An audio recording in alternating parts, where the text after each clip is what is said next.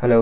अ, आज का डेट है 1 मार्च और आज है वेडनेसडे। तो आज का हम लोग प्री मार्केट एनालिसिस को देखते हैं कि आज हम लोग क्या क्या कर सकते हैं और क्या नहीं कर सकते हैं। हम लोग कौन कौन सा सेटअप बन सकता है तो हम लोग ट्रेड लेंगे, कौन सा बेस्ट सेटअप है जिसमें हम लोग को ट्रेड लेने का कोशिश करेंगे, कितना हम लोग का प्रॉफिट होगा, कितना हम लोग का टारगेट होगा, क्या क्या होगा, कैसे क्या करेगा, जो हम लोग कहाँ पे रुकना है कहाँ पे नहीं रुकना है उसके बारे में बात करेंगे। तो पहले उसके हम लोग जान लेते हैं कि बैंक निफ्टी हम लोग का क्या क्या क्या है। तो बैंक निफ्टी का अगर हम लोग फ्राइडे से देखेंगे तो फ्राइडे देखिए, फ्राइडे इस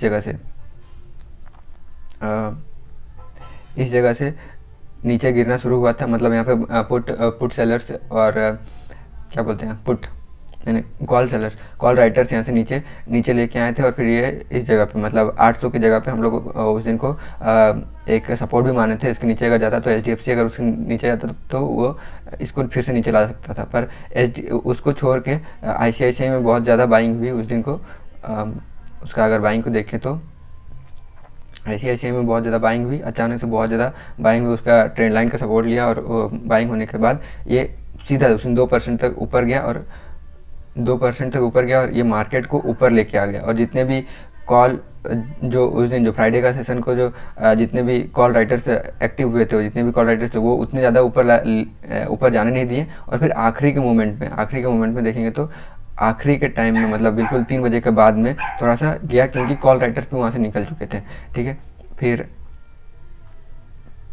ये हुआ। फिर ट्यूसडे को, फिर वेडनेसडे को हम लोग का एक लेवल था जो कि कितना था, 388 का था। उस लेवल को हम लोग क्रॉस ही नहीं कर पाए। उसमें अगर हम लोग क्रॉस कर पाते तो 500 के जो रेजिस्टेंस था उसको शायद क्रॉस कर सकते थे हम लोग, और आज को उसके ऊपर शायद हम लोग क्या बोलते हैं, क्लोज दे सकते थे, पर ऐसा हुआ नहीं। क्योंकि ICICI को देखेंगे तो ICICI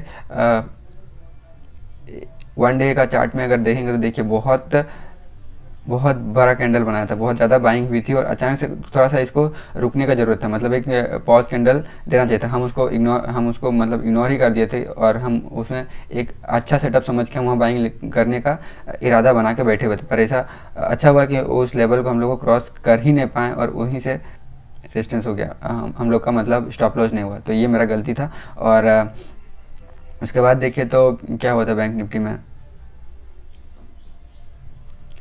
फिर पूरा दिन भर रेंज बनाया। इस रेंज को मतलब 200 से 400 के बीच में पूरा दिन भर रेंज में बना हुआ था। और आखिरी का टाइम में लगभग 1-2 बजे कॉल राइटर्स इसके साथ साथ एक्सिस बैंक और SBI बैंक कल को थोड़ा डाउन गए थे, मतलब 1% तक डाउन गए थे। तो वो उसको कॉल राइटर्स को और थोड़ा मतलब सपोर्ट किया, और पुट राइटर्स जो नीचे के साइड में थे वो उतना सपोर्ट नहीं कर पाया।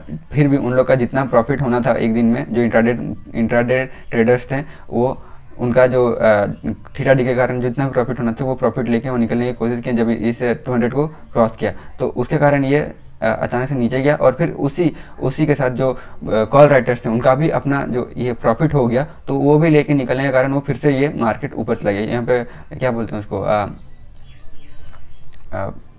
स्क्वायर अप करने के कारण मतलब प्रॉफिट बुकिंग के कारण ये फिर से ऊपर चला गया। तो अभी है 282। अगर हम लोग तो आज का हम लोग सेटअप देखें तो आज का सेटअप में हम लोग देख सकते हैं कि ICICI बैंक मतलब एक पॉज कैंडल बनाया है, 1 डे का चार्ट। ICICI बैंक अगर आप 1 डे में देखेंगे तो देखिए एक इनसाइड कैंडल बनाया है, और इस इनसाइड कैंडल को देख के इस इनसाइड कैंडल का स्टॉप लॉस लगा के बहुत सारे ट्रेडर्स भी इंडिविजुअल मतलब ICICI बैंक का कंपोनेंट का ट्रेडर्स भी आ सकते हैं और जिसको ये ऊपर ले जा सकते हैं। और बहुत सारे मतलब पोजिशनल ट्रेडर्स भी आ सकते हैं इसका स्टॉप लॉस लेके। ठीक है, ICICI बैंक में, HDFC बैंक में पिछला दिन ये एक इनसाइड कैंडल लगभग इनसाइड कैंडल जैसा बनाया था, लेकिन उसको भी तोड़ के अभी ऊपर में है 15,600 का ऊपर ये क्लोज किया था। तो ये सही जगह पे है, तो ये इसमें भी बाइंग हो सकती है। एक्सिस बैंक थोड़ा नीचे गया था तो अगर ये दोनों अगर मूव करें तो ये इसको भी ऊपर ले जाएंगे, तो इसमें भी बाइंग शुरू हो सकती है। SBI, कोटक और इंडसइंड भी सही जगह पे है। तो इसको देख के हम लोग जो आज का सेटअप है उसके ऊपर हम लोग बात करते हैं। तो आज का पहला सेटअप हम लोग का होगा आज का हम लोग का पहला सेटअप जो जो हम लोग का बेस्ट सेटअप बनेगा कि अगर बैंक निफ्टी 300 और 400 के बीच में ही अगर ये ओपन होता है और उसके बाद अगर ये 2-3 मिनट अगर बिता के 2-3 मिनट का अगर यहाँ पे प्राइस एक्शन बना के अगर ये ऊपर की तरफ जाता है तो हम 40,411 का पोजीशन 11 का जो लेवल है उसको क्रॉस करते ही हम बाई कर लेंगे। उसके बाद बाई करने के बाद हम लोग का पहला टारगेट जो कि पहला टारगेट होगा, देखिए 40, 44 और 45, 555 के 45, 55 के बीच में एक रेजिस्टेंस है जो साइकोलॉजिकल रेजिस्टेंस था, वो हम लोग को नीचे लाने की कोशिश करेंगे।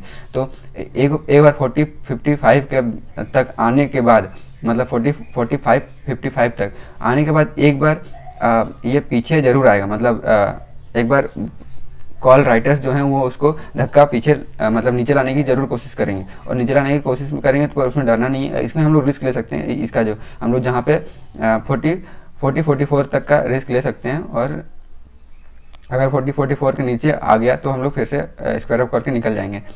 ठीक है, क्यों हम वैसा बोल रहे हैं, क्योंकि देखिए 40,800 में एक हम लोग का जो मूविंग एवरेज का सपोर्ट है, और यहाँ पे 40,800 में एक क्या बोलते हैं रेजिस्टेंस है। तो यहाँ से अगर ये 500 का रेंज को अगर हम लोग ब्रेक कर पाते हैं तो हम लोग का सीधा टारगेट बनता है 722 और 833।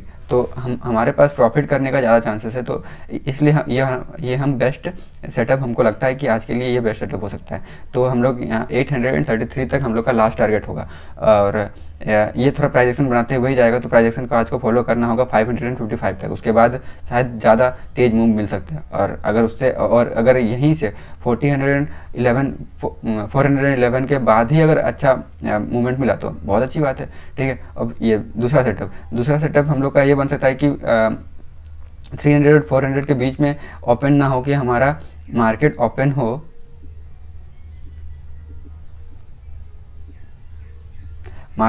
हो हमारा 200 और 300 के बीच में। तो 200 और 300 के बीच में अगर मार्केट ओपन हुआ तो हम यहाँ चाहेंगे कि कुछ देर टाइम बिताए, कम से कम 10-15 मिनट टाइम बिताए। उसके बाद जो रेंज बनाएगा उसको अगर एक बार ब्रेक करता है, ब्रेक करने के बाद वापस आता है और रिचेक करता है, तो हम इसमें बाइंग करने का मतलब कोशिश करेंगे। और इसका पहला टारगेट होगा 444 और 555। उसके बाद हम उसमें नहीं सोचेंगे।